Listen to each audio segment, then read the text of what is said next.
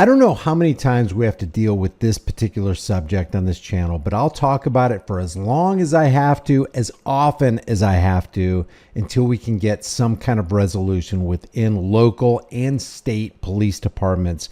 We always ask, and maybe sometimes it's tongue in cheek, maybe sometimes it's humorous, but it's really serious. Without cops, who would throw us in jail for a DUI after you blow triple zeros? Even mainstream media is talking about it. Listen to this. New at 6, HNN investigates the number of people on Oahu arrested for DUI, even though they are not drunk nor on drugs. Our chief investigative reporter Lynn Kawano researched hundreds of arrests over the last 2 years and found a concerning trend.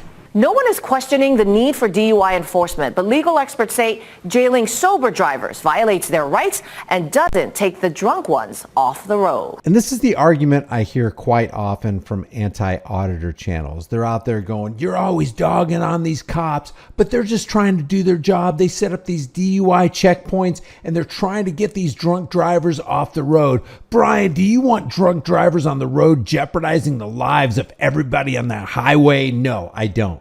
The cops aren't the only ones who can get a drunk driver off the highway. And if these guys are involved in a stop where they're jailing somebody who's not drunk, who's not on drugs, then guess what that means? While their time is being tied up over here committing criminal activity in uniform, the people who are really drunk on the highways are driving right by, jeopardizing more lives. See, if I was convinced that the goal was to get drunk drivers off the highway, I would applaud that. But it doesn't look like that's what the goal is when you see in state after state, cop after cop abusing their privilege, abusing their power, and putting sober people in jail anyway. January 24th, just after 10 p.m. on Moanalua Freeway near the stadium. An 18-year-old driving home is pulled over. Hey, boss.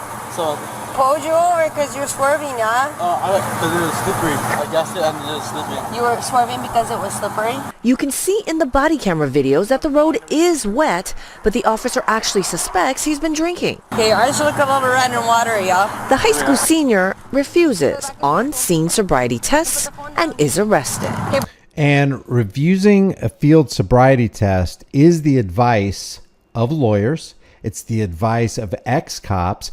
And it's the advice of current cops. Why? Because they'll tell you freely that a field sobriety test is designed to make the participant in that test fail. It's something that you never want to do. You always want to request, hey, if you think I'm drunk, and the only way that I can prove that I'm not drunk is to do the breathalyzer test, then bring on the breathalyzer test. I want to prove to you right now that I'm not drunk. Put your hands behind your back, okay? He is taken to the Pro City substation where he ends up taking the breath test. The 18-year-old blew 0.00. No alcohol was detected by the breathalyzer. Charges were not filed, but the arrest was on record because he is an adult. Why would you keep that arrest on record? You know what that's going to do to this person's life. The insurance company is going to grab a hold of it. The insurance premiums are going to go up. And just the general intrusion on this person's life, the humiliation of being cuffed, placed in the cruiser, having your car towed, having to pay the impound fee. This costs people a lot of time and money. When I was a policeman, I never had anybody blow triple zeros. John Burge is a former HPD officer, now a defense attorney specializing in traffic cases.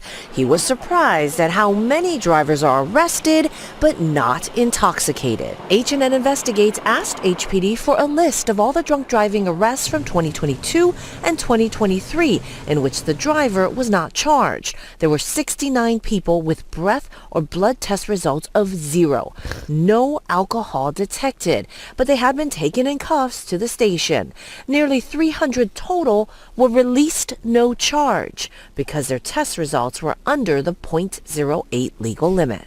If this isn't criminal activity, then what is? What would happen, and if you question whether it is criminal activity, what would happen to you if you did the exact same thing to somebody, threw them in your basement because you believed, hey, this is for public safety. I'm trying to get this person off the road, but they blew 000. I don't care. I threw them in my basement anyway. It's criminal activity. Taking a 100% of an individual's rights away for no freaking reason. Not guilty, still arrested, still caged. H&N Investigates got data from the Honolulu Prosecutor's Office which shows of the nearly 1,300 total cases referred by HPD, 949 were not charged in 2022. In 2023, of the 1,283 cases charged by HPD, 1,038 were declined by the Prosecutor's Office. That means 80% of the cases forwarded from HPD are rejected. That is outrageous. What is the reason for this? Why aren't people asking questions about what the reason actually is? And why aren't heads rolling? Why aren't people being fired? Why aren't cops being jailed for doing this? In a statement, the Department of the Prosecuting Attorney said the office looks at the facts and circumstances and files charges in all cases when it is confident it can prove guilt beyond a reasonable doubt. So why are so... Well, what if you can prove guilt beyond a reasonable doubt for the officer who just committed a crime against a member of the public? See, they have the public's trust, and they violate that trust when they do these kind of things. You know, when you have the public's trust, you're letting your guard down. You're just going, okay, I back the blue. I'm a supporter of the thin blue line. I'm just going to go ahead and comply. The officer's probably right. Why do people give the boys in blue the benefit of the doubt? Many sober drivers being pulled over. There was always pressure to make the DUIs, especially if you're in these specialized units. There is an unwritten quota where they say there's no quota. Otherwise, what are their officers doing out there all night? Just sleeping on the side of the road? So there is pressure on them. November 7th. Everybody knows there's a quota. Everybody knows there's a quota, whether it's written on some kind of inter-office bulletin or whether it's unspoken. Everybody knows there's a quota. Everybody knows there's accolades, there's plaques on the wall, there's pats on the back, there's performance reviews. Oh, good job. You pulled over 123 people and put 110 of them in jail for DUI. Never mind the fact that most of them 80% blew 000 and we had to drop the charges. Never mind that. You're doing a great job, officer. Kamehameha Highway at Ka'uka Boulevard, a DUI checkpoint. Yeah, I say your first name. Ammon. 36-year-old Ammon Fuli is pulled over. I do detect the odor of alcohol. Fuli agreed to do the field sobriety test, including the breath test. Don't do it. Keep blowing until you hear a click. Fuli also blew 0.00. There was no alcohol in his system. But Fuli was arrested anyway. Imagine being the human being who's wearing the costume, who administered the field sobriety test and watched the guy blow 000 and still putting the cuffs on him, put him in the back of the car and caging him and fingerprinting him anyway. What kind of person do you have to be to do that? Hey, all you anti-auditors, are you guys for this? Is there any level of criticism that you can launch at police departments for doing this at least? Remember, the officer used the smell of alcohol as probable cause to get Fuli out of the car. But when he blew 000, the officer said he suspected drug use instead. Now their evidence is conflicting. And then the officer's kind of stuck in a position to say, well, is this drugs? And the drugs are much harder to detect. And the officers really need a higher level of training. I felt embarrassed. The officers don't need a higher level of training. The officers need, at the very least, to be fired. But they need to be prosecuted, and they need to go to jail for the crimes they've committed against the public, in my opinion. Felt profiled. I don't smoke. I don't do drugs. I don't drink. So there is a problem. But I don't know why you would smell alcohol and not have any alcohol in your system. I mean, if an officer has done that, that officer should be retrained or scrutinized. And when you're getting somebody... How do you retrain deception out of somebody? How do you retrain somebody who has a corrupt character to have a moral, upright character with a strong moral compass? You can't. This isn't about training. This is about, oh, the guy that we hired is extremely dishonest. You can't trust him to do anything. Number one, put him on the Brady list. Number two, take away his certification so that he can't become a cop somewhere else. And number three, let's throw the book at this guy as at least a message to other people who might want to get into the law enforcement community or already are in the law enforcement community. Send a message to them that, hey, if this is what you're going to do as you violate the public trust, you're going to jail, no questions asked.